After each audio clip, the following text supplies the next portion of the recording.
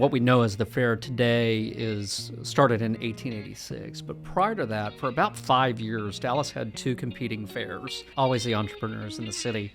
But, one took place near downtown, but the other was near Oak Cliff, so in the Oak Cliff area. Welcome to the Hidden City Podcast. I'm Grant. And I'm Doug, and we're here to share some of the incredible stories and people from Oak Cliff that you might not know. We're going to sit down with some of the visionaries, craftsmen, and business owners who have shaped Oak Cliff into what it is today. Oak Cliff is on the south bank of the Trinity River, a few miles south of downtown Dallas. While technically it was part of Dallas, it was its own city for a long time, and it still has that independent spirit. We'll dive into the history and the spirit of this place, exploring the different challenges and successes that defined it. This is The Hidden City, a podcast about the people and the stories that make Oak Cliff extraordinary.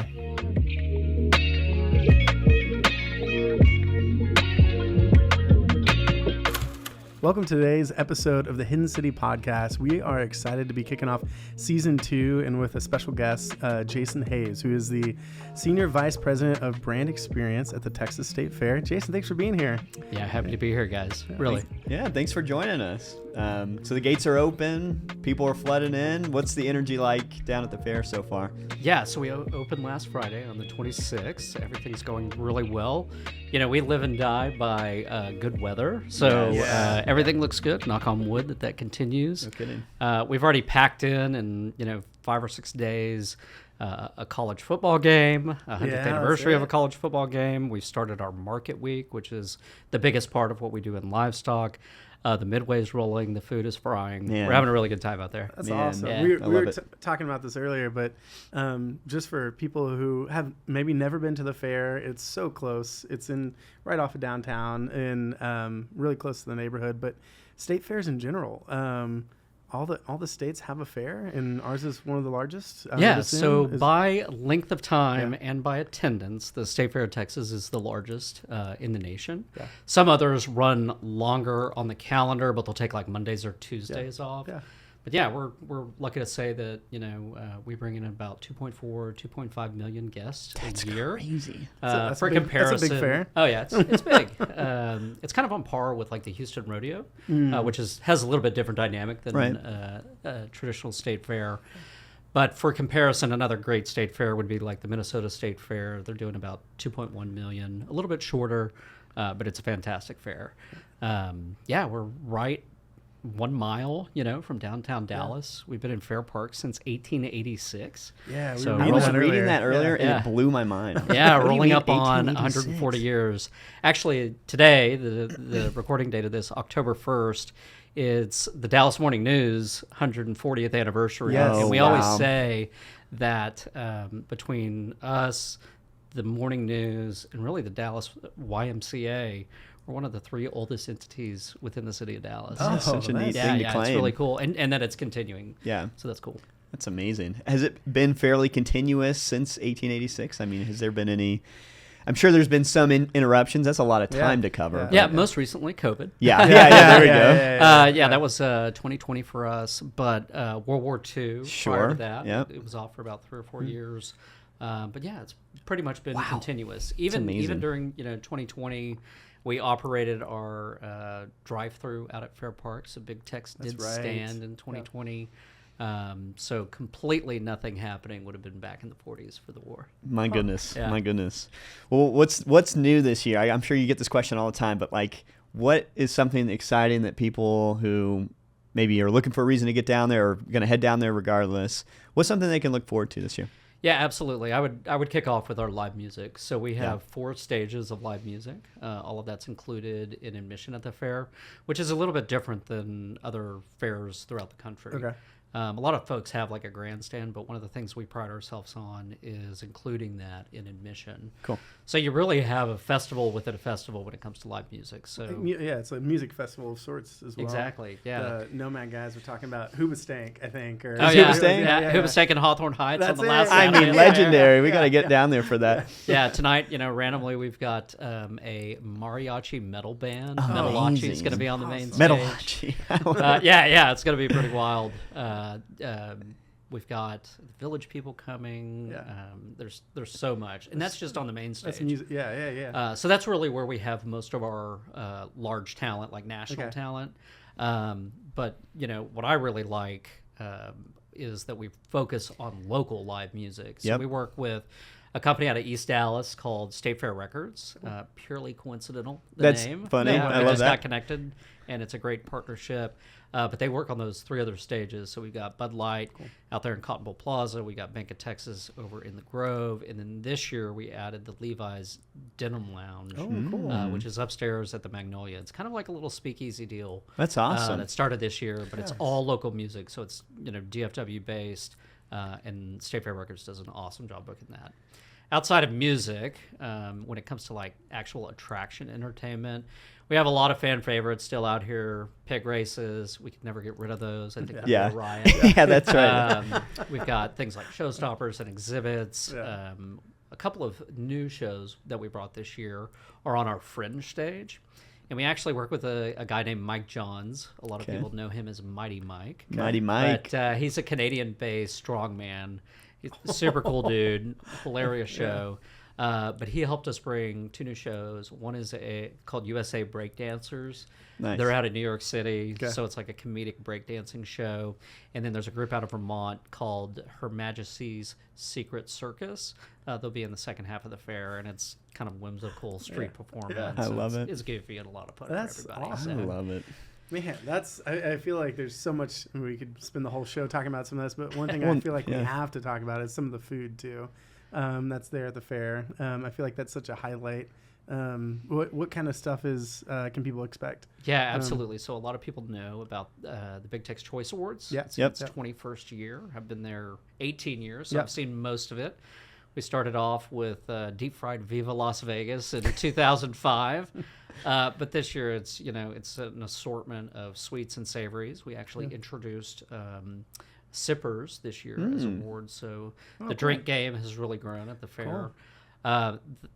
One of my favorites, which was a finalist, is a barbecue stuffed pretzel ball over at Hans Mueller. Oh man, it's really, really good. It's not fried, but it's it's really savory and awesome. But the food offerings at the fair are absolutely endless. Wild. We actually this year added a handful of new vendors. We've got a new vegan spot in Fair Park, or at the State Fair, and we try to provide options for everybody that comes to the fair, so that's pretty cool. And then we have a new ramen fusion. It's like a Mexican ramen, which is really, really good. My mouth is watering right That's now. really banging out there right now. But yeah, there's something for everybody when it comes to food. I mean, obviously we still have the traditional corny dog. I'm one of the ketchup people. I don't necessarily tell people that all the time with my corny dog. I think they'd ostracize me at the fair. You got to keep that I quiet. I know. It's Everybody's like, ketchup, for "What do you sure. mean it's not mustard?" But I'll eat it my way. Yeah. I think you should. Yeah. I'm always a little bit of ketchup, a little bit of mustard. ketchup. People do that Just yesterday. mix Yeah, it I up was a like, little maybe bit. That's what I'm missing. Yeah. Is the mix. Well, I'd be remiss if I didn't mention Savannah, one of our teammates, is actually playing down at the fair. In Going Places. So that's a fun connection to this place. Yeah, when you were saying music like that, I was like, oh yeah, Savannah's she's next. playing. Yeah, Yeah, on the day after Texas OU at the that's Big Texas right. stage. Yeah, that's gonna be Let's cool. get the calm after the storm. I guess is the best way. Yeah. It's still a fun day. That's awesome. That's awesome. Man, there's so much. I mean, it seems like there's a million things packed into this 24-day period. I can imagine the logistics of a state fair like this are insane. Yeah, you said you were there since 7 a.m. drinking an espresso. Yeah, right. You're like, I'm just going. I'm coffee. I mean, out. what does it even look like? Because it's hard to imagine it. It really is. So Fair Park is a City of Dallas park, and the way that we've operated since 1910 out there is that the fair leases the property from August 1st to November 15th. Oh, okay. So August 1st, it takes basically 60 days to set that up, and layer upon layer over those 60 days occurs. We have a full-time staff of 67. A lot of that's in our maintenance and operations, development and fundraising. We're a private nonprofit, so we got a big arm of that. But if you think of the size and the scale of the fair, that's a small team to make that happen. So we layer on about 2,000 seasonal employees, during that period of time, 7,000 total working there between exhibitors and concessions and all that kind of stuff.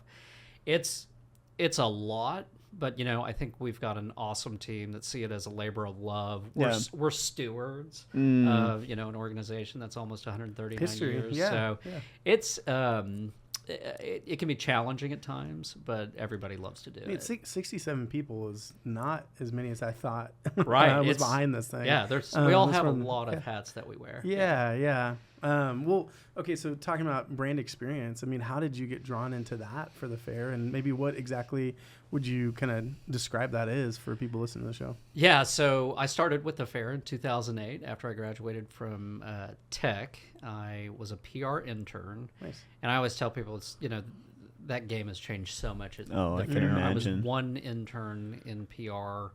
And I know at the base level, our media reps, we have 11. That team's close to 70 now between everything that happens. That's a lot of growth. Yeah, there's a tad bit of growth over 18 years.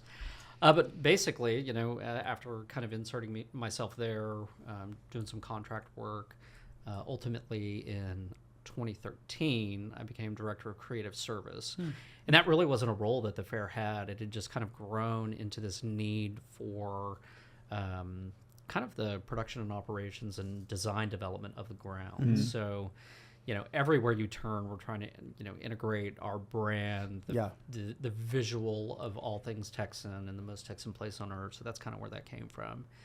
A couple of years after that, turned into the creative director of the fair, which that brought in, a lot of ad direction, our merchandising, things like that. And then about 4 years later, became VP and ultimately SVP of brand experience, which brought in that entertainment and attractions. So our department of two handles all entertainment and attractions outside of the midway and livestock. We don't operate rides, and we know nothing about animals. But we do know about like entertainment and attractions. So all the music, like we mentioned, family shows. Working with partners to like build out our dinosaur exhibit. So that's custom to the fair, working with the Hall of State and the Dallas Historical Society on what's happening in those buildings and stuff like that.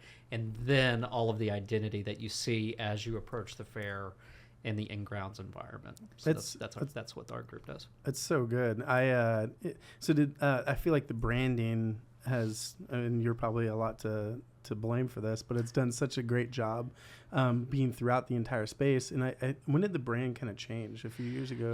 There was a really pivotal point in the history of the fair when that changed, and it's when Big Tex burned. That's it. Yeah. Okay, it was in 2012. Right. Again, I was on a seasonal team at that point in PR, but that was really a turning point for the fair, understanding really how much Big Tex meant to the brand. Everybody obviously knew that Big Tex was our icon and how beloved he was, but it was very visible after the fire, even that day when they were bringing Tex down and kind of bringing him out of the park. People were holding their hats over their heart, and people were crying. They left the connection. It was big. So we had traditionally had a kind of the Art Deco look of Fair Park, which is obviously fantastic. It is, yeah. But it gave us a moment to think, are we Fair Park or are we the State Fair of Texas? So that's when that pivot happened, was in 2013, and you see Big Texas head basically associated with everything that we do. So that was really that pivotal. It's become iconic. Point. No, that's fascinating to know that happened during that time period, because I could see that being a challenge of Fair Park is so historic and beautiful and has its own Art Deco kind of feel to it all. But how do you differentiate yourselves in him being the center of it? It's pretty awesome. We say we always say the fair is fun. The fair is fun. So integrating that, the whimsy and the color. Not only of Texas through red, white, and blue, but think of the plush on the midway. So you see a lot of those colors, brought throughout the park. That's where that came from. Yeah. That's so awesome. Yeah, I mean, I think of, gosh, that was a terrible moment. I remember in Dallas, it was a mourning moment. Everybody was pretty devastated by it. And I think I remember being like, wow, that is actually kind of encapsulates the entire experience as Big Tex. He's the guy. And I just remember that. Of the fair. Of the fair. Yeah. And I love to hear that, like, you took that, recognized that, and like, and created an amazing brand that kind of reemerged out of that. You know, it was international news. Right. Like I mentioned to you guys, I was seasonal at that point. So when I wasn't at the fair, I was working in television. Yeah. So I was in Knoxville, Tennessee. I was setting up for a Tennessee-Alabama game. And this was the Friday before the game, and I walked back in the TV truck, and ESPN was broadcasting the fire. It's the first. That's how I found out about it. So you can, to me, that's kind of where we kind of saw the reach. Man, It was international. That's a news, moment. so Yeah, that was wild. especially during that game. Yeah. Yeah. This episode of the Hidden City Podcast is brought to you by Oak Cliff Print. This is your neighborhood print shop for everything from business cards and flyers to posters, signage, and custom projects. I'm telling you guys, this is where we do all of our print work. So this is our go-to space. They're locally owned and community focused. Oak Cliff Print brings your ideas to life with quality, speed, and care. So whether you're a small business, an artist, or an event planner, whatever you need, they've got you covered. You can learn more and start your next project at oakcliffprint.com. What's it like working, at a place that is so globally recognized? The fact that it made international news is no accident, but also so deeply connected to local culture and embodies really the identity of Dallas and Texas in such a powerful way.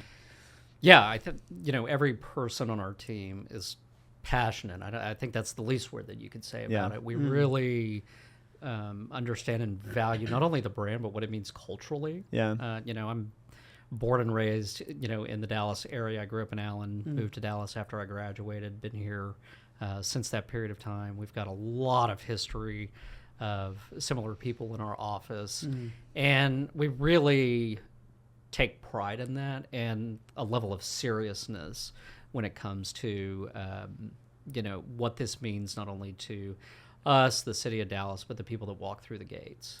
Be it our seasonal employees, be it our guests, be it Oklahoma fans when they come to the games, or Grambling fans when they come to the games. So we understand kind of what it means to people.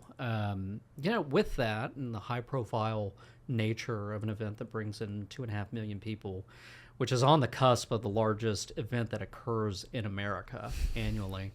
There's challenges that go along with it. There's, optically it's seen a lot. There's opinions on everything that we do, a tweak here, a tweak there.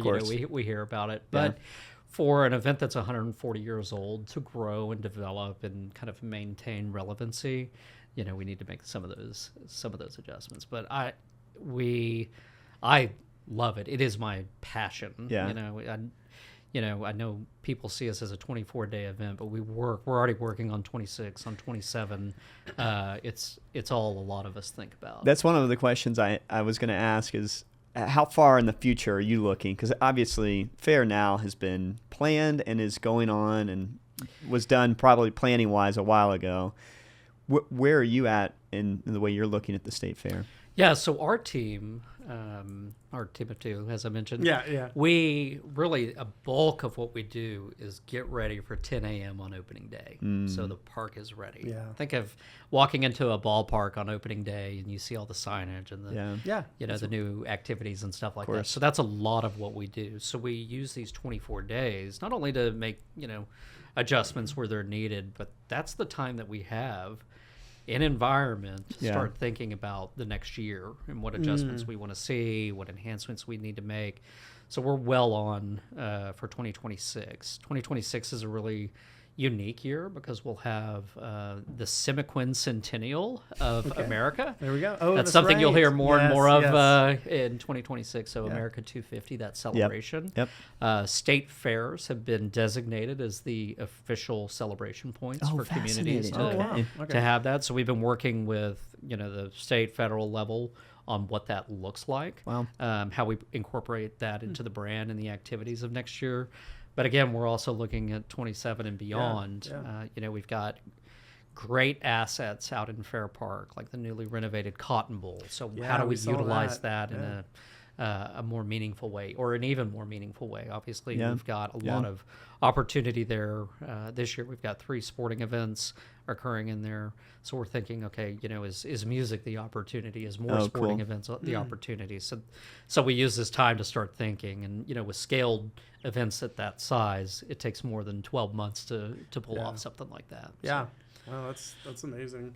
Yeah, I can see how during this time you're like, okay, this maybe exhibit could be here, or this could be here. It's your time on the ground to see how things are kind of being interacted with, but then also what could happen in the future. Exactly. That's A really awesome. good example of that is overnight we moved a concession stand that we thought would do exit business at one of our gates, and it just wasn't hitting the mark that we wanted to see as compared to its other stands. So overnight we moved the entire stand to a different location, and we're all anxious to Testing see it. Yeah, if that was yeah, the right move yeah. and all that kind of stuff. So always tweaking in environment, but always looking forward and saying, okay, like this specific location, what is it that we can do to get we call it our, obviously the ROI, Yeah. but the ROE, the return on experience. How do we make this better and better and That's better each year? Yeah, I feel like, when growing up in Dallas, we brothers growing up in Dallas, it's like the fall is the fair, and so it's just like Yeah, we grew up in baked East into- Dallas, so it was like, Oh, you did? Yeah, we're that's right yeah, over there. Yeah, but yeah, it's just the fall, and this is like part of the rhythm, part of the culture. How during these 24 days, when you're kind of done iterating and changing all the things throughout it, and then taking notes for the next year, is there just like a breath of fresh air? Or are you like at the very end of it, or are you just like, all right, we're on to the next thing already? Like how does that completion? The kinda breath come? of fresh air kind of comes Yeah, on yeah. Sunday Yeah. at about 8 o'clock. Yeah, there it is. But Okay. keep in mind, we didn't have, I know. until November 15th to take everything down. Oh, that's true. But there's really some activity happening at the fair. It's so dynamic during the run. Yeah. The schedule's not always the same, but there's always something Okay. happening. So, we take our breaths when Yeah, we can yeah, get them. yeah. We'll take a nap here and there and Yeah, stuff like yeah. that. But truly, even up until September 18th, October 18th, which is the second to last day of the fair, Okay. we have a new soccer game that's occurring in there. So, Exciting. we had the operations meetings today. We're working with, television production for Oh, Texas, yeah. Oklahoma. Yeah. So, Yeah. our breath kind of comes really in January. Because Okay, if you that's- think yeah. of the cycle, You're if you just- think of the cycle of the fair and like our business, you are deconstructed by November, and Yeah. then you're hitting budget, then Yeah. you're hitting kind of those postmortems and stuff like that. Then the holiday season Then it's kind of a allows break us at to the relax beginning. then. That's cool. But- Oh, that's great. Well, I'm going to put Doug on the spot. We're going to I think we're going to do a wax space fair day Yes, next our sweet. co-working space. next Yeah, we're Wednesday, gonna- right? So, yeah. what's your go-to items and or Mm. activities when you go down to the fair? Oh, I mean, like walking around Midway is awesome, but we grew up looking at all the cars. That was always so Yeah. fun, just seeing and it's also air conditioned, which is nice. Helpful. Helpful, yeah. But go-to item, deep fried Oreo. That's it. That's Yeah, the man, deep we're fried Oreos too there. similar. That's No, mine is that what you're too. gonna say? Now you I gotta mean, think of something else. the corny dog, obviously, yeah. which I learned there's a jalapeno cheddar one that Oh, I there didn't is. I didn't even know And a about. bird dog, a turkey version. See? The bird dog. I know what I'm trying this year. But yeah, the deep fried Oreo. But I like one ride, couple food items, Yeah. and go walk through the car area and yeah. one game. Yeah. It's like if I can just get that in at least, Yeah. then I'm happy. So I got to turn y'all on to Tell us something in more. the Tower Building. It's Okay. my favorite food, and it's the fried stuffed wing. It's Whoa. by the stand is called Stuffed Wing, but Okay. in East Dallas there's a Thai restaurant called Saku. They run it, Mm. and it is a stuffed wing with flavorful rice and Ooh. all the spices. It I'm into is. it. We're taking that It tip. is fantastic. Okay. That sounds and it's fantastic. it's the size of it's pretty good, so Okay. you can get a good meal out And of it. it's a restaurant in East Dallas, you said? Or Yeah, I think they have Oh. 2 locations. Oh, I cool. think there's one also in Richardson, but it's I love that. great. Awesome. Yeah, Okay. you got to check it out. That's where we're heading first, Yeah, Doug. yeah, that'll be good. Yeah. Hearing you say that too, I feel like one of the challenges is having such a historic fair and like entity here. You said trying to stay relevant in some ways too, and it's like how do you stay local and how do you stay relevant each year? And Yeah. I feel like that's like a great example too. It's like, hey, here's this group in East Dallas. I love that I can connect that immediately. A lot of people don't realize that the fair is made up by small business. Yeah. You know, we don't operate the concession stands. We Yeah. don't operate our rides or the exhibits. It's all small business. Yeah. So the nice part about being kind of in an urban environment, maybe as opposed to a different fair, is you're getting a lot of local flavor in there. Like I mentioned, the new vegan location, that's Vegan Vibrations. Okay. They're out of kind of the Frisco area, Saku. The Burt's family's been in East Dallas. They've been at the fair since 1936. So you really have like a lot of the culture coming through in the food. So you do have your traditional, you know, like Fletcher's Corny Dog, which, Right. you know, kind of reigns supreme out at the fair. For sure. But those concessionaires are working year after year to try to bring something new. Yeah. So Dubai chocolate is a really good example of that. You'll Yeah. see it all over the grounds this year. That seems to be the hot item Yeah. this year, just in general. Have you heard about Dubai No, chocolate? No. I was just thinking of like knowing people. I was like the Greek spot. We used to know, who was it? Oh, Was yeah. it Roman or no? I don't know. I forget. Oh, yeah. Like, That's but I right. was just The like, blast this from the is, past. It is all local. Like Yeah, a lot of it is yeah. Yeah. such what you're saying, but no. And volunteers, too. I like all local, pretty much a lot of local, I would think. I mean, my next door neighbor Really? works Oh, in, really? in the ticket, one of the that's ticket awesome. booths. So it's like, it's cool because it is the community. It is our city coming together to put on this amazing thing. Yeah, it's really cool. You know, you talk about like our coupon Yeah. department or our gates department. Yeah. They all have their own culture, and you Yeah. know, when you talk to your neighbor, Yeah. you'll probably hear they've been doing it for, you know, umpteen years. Yeah. and So long, a lot of our employees, seasonal employees, will take off from their full-time job for 3 weeks. do They'll use this. their vacation Isn't that to fascinating? do Yeah. this. So I think it says a lot about not Yeah. only, you know, the fair itself and it being fun and all that kind of stuff, but these pockets of community that have been around. I love going to Gate 5, which is grand, close to the African American Museum and the Magnolia Beer Garden. They always have a potluck. There's always something cooking in a crock pot over there. or I something like love that. it. I But love it it. just shows, like, you know, There's community It's there. so great. Yeah. It's so great. I love that. That's, you know, an experience. You think of that guest experience, but then there's these kind of It's the other people who are experiences that working on it. happen. Yeah, I love that. Okay, you said Dubai chocolate, and I derailed that. With the Greek I don't thing. even know what it is. are I've you just guys been talking about? seeing Dubai chocolate. Maybe you have Yeah, a better idea. What so it's I think it's a milk chocolate based, where they also incorporate like a pistachio cream in it, and then there is a very flaky, think almost like a vermicelli, but it's a pastry that's crumbled all Okay. over it. I haven't tasted it yet, but it's going bonkers Everyone's at the talking fair. about You it. can get them on Okay. like funnel cake fries. You can get them over strawberries. I mean, you know. Sprinkle that I'm Dubai sure if you went to chocolate all over Fletcher's, they everything. would, Yeah, you could bring they it would over do to it. Dubai chocolate and they'd put something on it. But, yeah, it's a real hit this year. Oh man, hilarious. it's so fun. Well, the other thing that I find so fascinating about the fairgrounds is how big it is. I mean, it's Yeah.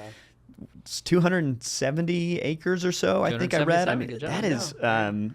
that is so much space. Yeah, I mean, it's a lot of space to manage and to plan for. And, It is, Yeah. yeah. As I mentioned, so City of Dallas Park, Parks and Rec operate that throughout the year. We have a really great relationship with them. But yeah, from, you know, Perry Avenue where the dart drops off all the way down to Pennsylvania, even going to Dolphin, which is, Yeah. you know, a lot farther on 30 East if you take that drive. It spans a big area. Since 1886, like I mentioned, that's been the fair's home. It was smaller then. Yeah. The fair actually owned the property back then, and then I think it was 1910. The fair was in kind of a financial pinch, is when they provided the land and the opportunity to the city of Dallas for the opportunity to kind of get out of that pinch. So, Fascinating. long-standing relationship. But yeah, you know, it continues to grow within the confines of those 277 acres. But it's a great facility. There's nothing like it, you know, when you look at fairgrounds across America. The only thing that I can compare it to is where they hold the CNE, the Canadian National Expo in Toronto. It's very similar. They have like Really? those Interesting. kind of older exhibit buildings. They have a stadium where Toronto FC plays and stuff like that. Fascinating. But yeah, we're very fortunate to have something like Fair Park. Today's show is brought to you by Oak Cliff Brewing Co. Are you interested in unwinding and connecting with neighbors over a great beer? Then go visit Oak Cliff Brewing Co. They've got a great tap room with all sorts of great beers on tap. It's a full production brewery here in the heart of Oak Cliff. Visit oakcliffbrewing.com to find out what's on tap right now and where you can find fresh beer made right here in Oak Cliff. Well, Jason, you were talking a little bit about the history of the fair. It's obviously been around for a long time, but you were sharing that it was actually, there's 2 operating entities for the fair at one point. Can you kind of go into that and give us a little bit more? Yeah. So as I mentioned, what we know as the fair today is started in 1886. But prior to that, for about 5 years, Dallas had 2 competing fairs. And, of course, Dallas did. Sounds right. Always the entrepreneurs in the city. But, one took place near downtown, but the other was near Oak Cliff, so in the Oak Cliff area. So I don't know if it was competition or financial resource or whatever it was, but yeah, those operated for about 5 years independently. And then a group of the 2 kind of merged under Sidney Smith, who was the kind of president and founder of the fair in 1886. They brought them together and brought it to Fair Park. That's amazing. So yeah, it's got some of its roots down here in Oak Cliff. Yeah. Wow. Yeah, I hadn't heard that either. I mean, it was its own city for a long time. It kind of adds up. I'm like, okay, they were competing. And Oak Cliff's always had a little bit of that. We're gonna do it our way. So I could see how that could have happened. But that'd be a fun story to dig into, Doug. We should do some research on that one. Yeah, that's awesome. So you said also you yourself have been in Oak Cliff, but a lot of the team is from Oak Cliff too. And, I lived in Oak Cliff from 2016 to 2020. Nice. Loved it. We were over on Cedar Hill, so Kidd Springs. Loved it. The walkability of the area was so great. Yeah. Just really enjoyed my time over here. But I think we have like 4 or 5 people from the team. Oh, cool. Full-time team. That's cool. Live over here in Oak Cliff. That's awesome. Not only because of the vibe and the culture and the community, the accessibility of Fair Park is awesome not far. from over here. It really is. But so we have a lot of supporters of the community over here. We have a lot of some of like our performers, like you mentioned, not only in our live music, but we have a lot of cultural opportunities through like Mundo Latino. So a lot of the organizations associated with that are based out of here. When I took over our entertainment attractions, shout out to Revelers Hall for kind of like giving the idea to bring in local music. Some of that vibe came from Deep Ellum, our next door neighbors. For sure. But what Jason Roberts has done with that space, that awesome. really gave us some good ideas of like how you can bring like a different energy and vibe to the stages that we had out here. So we've had that's a great connection. I love that. Yeah. So we've I won't say we poach, we borrow every once in a while. During the fair, some of the music that you'll find over there. That's awesome. Yeah, that's awesome. Well, I think, when you were saying earlier just how Oak Cliff had its own fair for a little bit, I know I want to dig into that, but I think of also Lake Cliff and how much entertainment was over in that spot too. I wonder if there's any connections from there. Have you seen some of those old images of like Lake Cliff where they had a roller coaster? Going Yeah. And that could have been, we'd have to look into if that was the grounds where that happened. Yeah. I always think of those photos from like 36 and prior to that when the Texas Centennial was at Fair Park, but all the streetcar system. And, we've got some really cool photos where, like the marketing on the old streetcars coming from, the various locations, the interurban, driving into the park and stuff like that. So there's got to be one with like the Oak Cliff stop on it. I love that. Yeah. I love that. No, we're thinking. We need to go down to the archives. Yeah. Y'all need to come to our archives. We love that. It's incredible. So since 1886, it's an unbelievable account of we'll hit you up maybe in January. Yeah, come on out. Come on out. I'd love to show it to you. Yeah, we had we actually I went to the archives. We had John Slate on, the city archivist for Dallas. He had a good episode. But yeah, I think the history, we're all starved for it. We want to know more about it, and it's really cool. It's great. It's great. So we do a lot with John Slate and the City of Dallas team, especially when it comes to like preservation of Fair Park, National Historic Landmark since 1986. So a lot of their team will come in, and they do what I do. They look beyond the primary part of the photo to see how Fair Park was or the City of Dallas was back then. I love our archives. That's awesome. Well, obviously the fair is well known for its food, its entertainment, its rides. What's something that being a part of the full-time team that you wish people knew more about the fair? I mean, is there because it seems like the economic impact is pretty significant, but what kind of things come to mind for you that you wish people knew more about? Yeah, I think the big thing is the fair is a private nonprofit. In the fair industry, that's rare. Most fairs and festivals, like the Iowa State Fair, Minnesota State Fair, those operate out of departments of ag at the governor's level. So that makes us really unique. We don't take any government funding in any way. Wow. Nothing from the city of Dallas, nothing from the state. Seriously? We actually give back. About to the tune of $19.1 million. What? Just last year Yeah, for Fair Park and the surrounding community. That's based on the agreement that we have with the city of Dallas that excess revenue from the fair goes back into preservation and upkeep of Fair Park. So that's something a lot of people don't know. We don't own Fair Park. Right. Again, the city of Dallas asset. So there's, I think the name, provides some of the confusion on that. But yeah, we spend 24 days really as our largest fundraiser each year for the 341 days we're not operating through our scholarship fund, through Big Tex Urban Farms, who gives to organizations like Feed Oak Cliff, through our summer camps, through those initiatives. So a lot of people don't know that part. So we've been spending a lot of time trying to tell that story. Like you mentioned, the fair has an economic impact of about $630 million a year. Some of that is, obviously direct and indirect. Sure. So we're proud on those things. Wow. But we are nonprofit focused. I had no clue. Yeah. I don't know if did you know that? No. I had no clue as a nonprofit, and that I would have assumed the city was helping make it happen. Yeah. I love the fact that you're we're actually have excess revenue we're giving back into that's the most preservation of mind-blowing thing to state me. Fair Park. To the tune of $20 million. Just about 18 That's million. wild. Yeah. That's amazing. Yeah, we're proud of that. We've always been advocates for Fair Park, be it on within the park, or if there's opportunities for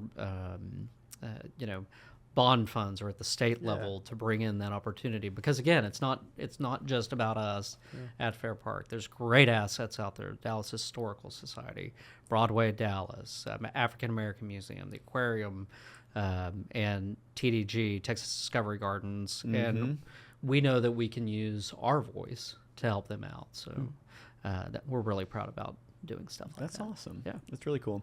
That's awesome. So how, as I think about this and this episode's dropping while the fair is still going on and people need to go out there and see this, are people from all over Texas coming, or is it a lot within the Dallas, North Texas area? And then with that, do you have certain areas of the state that kind of represent more of where people come from, or is it kind of all over? Yeah, sure. So about 70% of our attendance comes from a 100-mile radius. Cool. So that leaves 30% outside of that. A lot of that is coming from Texas. Yeah. But think of how close we are to Oklahoma and Louisiana and things like that. We do know that we see someone from every state every year. Yeah. That's cool. And those numbers are good, and we see a lot of international visitors as well. Surprisingly, we have found that we get a lot of Australian visitors during the fair, and the reason is they love the Dallas Cowboys. There we go. So they come to Dallas for a Cowboys? game Let's or go. two. So awesome. they'll take a stop to see Big Tex. I'm But glad yeah, somebody out there still loves the Dallas. So yeah, we get a lot of that. We do have, as we've developed a kind of initiative to make the State Fair of Texas the most Texan place on earth. I love that phrase. That's It's so good. We're in year 3 of 10 on that, and so we have the license plate that you can go get that has that statement. You'll see it all over the grounds. It is trademarked now, so we're bona fide on that. Cool. So with that, it's not only focusing, on Dallas, in the Dallas-Fort Worth area, but trying to make that reach, throughout the state. We're in a pretty unique scenario here in Texas where, Iowa have small county fairs, and then you go to the State Fair of Texas. Yes. Texas is really fortunate to have awesome fairs and festivals throughout the state. So you've got the Fort Worth Stock Show, in the first quarter of every year. You've got the Houston Rodeo. You've got Rodeo Austin. San Antonio not only has their rodeo, but Fiesta. That's such a big thing. So there's friendly competition, but we see the fair as for all Texans, and if you're not Texan, we'll make you one when you walk through. There we go. I like that. That is interesting. Do you have connections with these other? Oh yeah. Okay. Yeah. So there's an organization. It actually turns 100 this year. TAFE, Texas Association of Fairs and Expos, and we're connected to all of them. Be through livestock programming or just at an industry level. We pride ourselves to have a lot of institutional knowledge on operations of fairs, and we try to be a really good resource for whatever your size is, be it the Poteet Strawberry Festival or Wurstfest or the Houston Rodeo. We share information on operations, on safety, and entertainment attractions and stuff like that. So we got a great group of fairs and festivals here in Texas. I love it. You said, I want to know the tagline, the most Texas, or what is most it? Texan place on earth. Okay, the most Texan place on earth. So as someone who's in charge of the brand experience, how, and you said you're in year 3 out of 10? 3 out of 10. Kind of making this a vision. How do you go about that? Yeah, so we developed it, again, like you said, about 3 years ago, and it really started internal, like defining what the State Fair of Texas is for the next 10 years. We call that our BHAG, for us to be synonymous as the most Texan place on earth. That coincides with the 2036 fair, which would be the bicentennial of Texas. Amazing. So, we hope it gives us leverage to be the place that is celebrated. Sure. There'll be some stiff competition, I'm sure, from Houston and Austin and San Antonio. But it started there, and then we start layering it in throughout the grounds. So you'll see that visually throughout the grounds. So in signage, we have Big Tex say it. But then there's those supplemental layers of merchandising, of those kind of outbound elements like the license plate that you can get now for the state fair. But then the next levels are, how do we incorporate that into exhibits? So, is that something we look to our friends at TDA, where they have the Go Texan Pavilion? How do we grow that relationship? How do we look at the competitions that we have in creative arts or that we don't even have yet, and grow that? So the fair is synonymous with celebrating all things Texan, but also in those competitions. So where we don't have something like a mariachi contest now or advertising contest now, is that an opportunity for us in the future that people and industry come to the fair, to vie as, the most Texan in whatever their, their passion is. So those are some of the most Texan podcasts. Yeah, see, who doesn't want that? It reminds me of the SEC. It just means more. Man, when that you drives hear me that, crazy. you're like, I know. But it's like, if I was another one of those, it's like, oh, of course I'm going to be the most Texan. I want to own that. Absolutely. That's so interesting. Okay. That's a good way of explaining it too, that when you come and compete here, that's what you're vying for, is that title. Cool. And you see something similar, like I mentioned, Minnesota, Iowa, where how that graduates to the fair. So it's their competitions are a little bit different, where they're it starts at that city or county level, you and then got to work your way up. Let's say you go blue there, then you go up to the state fair. So it's kind of taking that philosophy, but also giving it a mix of modern competition in an urban environment. Like how do we kind of balance that and make it something that's valuable to people that would want to compete? Well, you've been with the state fair for, you said 18 years? 18 years, yeah.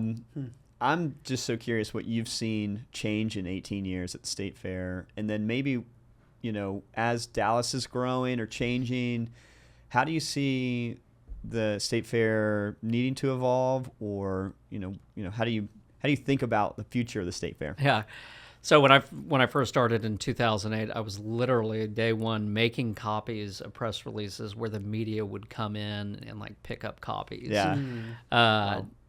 fast forward to yesterday, I was helping out with the media team, and they were like, "You've got to take vertical photos. You can't take horizontal photos." So that kind of shows how things have changed over 18 years and where I am with that. Everything's on the phone. That's right. You know, I think the refocusing on Texas and our community is the biggest change, and we've seen the fruits of that labor.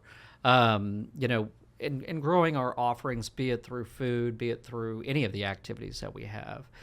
You know, the fair, like I mentioned, has been around for 140 years. Yeah. Evolving and adapting is not anything new to the fair and festival environment, and especially it's something as high profile as us. We have in our archives that I've told you about, every generation there's a new document that's down there about how are we going to evolve and pivot in that area. Think about like 1940s to 1960s, 60s, 80s, how much pivot you had to have there. Yeah. So we're always looking for the next thing. We hope that we are pushing the envelope for, you know, what we're bringing to the fair, and that's why we look at what we're doing this year to see what we can bring next year or the following year. So, you know, I think we've got the right team that makes that happen, you know, and we try to get that feedback from our guests of, you know, are we hitting the mark? Is there something we need to do? But yeah, we try to constantly evolve. Yeah. Well, I imagine so. Awesome. That's so cool. That's awesome. Well, Jason, I know we'll be going in a couple of weeks. Is there any tips for people when they're going out there? I think you would know. What's the dream experience? Yeah, I think the thing that I would look at is plan the visit online. Yeah. You know, a lot of people come to the fair and they'll be like, well, there's only food and Midway. Okay. And those cost money, and you know, that makes the fair you know, expensive or something like that. There is so much accessibility to discounts and free entertainment at the fair, so I highly suggest people to check that out. Find those places that you've never been to at the fair. Find a soft space. That's what we call our kind of restaurant-style locations. So there's great shade, there's good music, there's great people watching, which is one of the free activities that we talk about at the fair. But yeah, definitely plan your visit. Depending on the day that you're coming, you know, Tuesdays we have our discount ride days. Wednesdays you're looking at making a donation to the North Texas Food Bank and getting in, you know, really cheap. Thursdays are Thrifty Thursdays, so those are items for food. So it depends on the days that you're going to come. Sure. I would say y'all are making the right decision and coming on a weekday, as y'all can imagine. Our weekends are when our largest crowds are. So come early. You know, when it's beautiful outside, it looks like it's going to be a great week. Stay late. We've got a lot of activities that are very special to kind of that evening hour. Our Starlight Parade, illumination, the main stage, which is always great. This is the perfect time for a Big Tex photo around 6 o'clock. It's golden hour. The sun is in the west. I mean, it's just a perfect photo. So those would be my tips. But check out the new scheduler online and have a day of it. Awesome. Yeah. Jason, thanks for taking the time to chat. Yeah. It's very good to meet you. And appreciate you coming on the show. Thanks. Hey, thanks for tuning in to this episode of The Hidden City. We hope you discovered something about Oak Cliff that you didn't know. If you enjoyed the show, I hope you subscribe to it on YouTube and then follow us on any of the podcasting platforms. Also, if you enjoyed it, please share with a friend, and thanks so much for tuning in.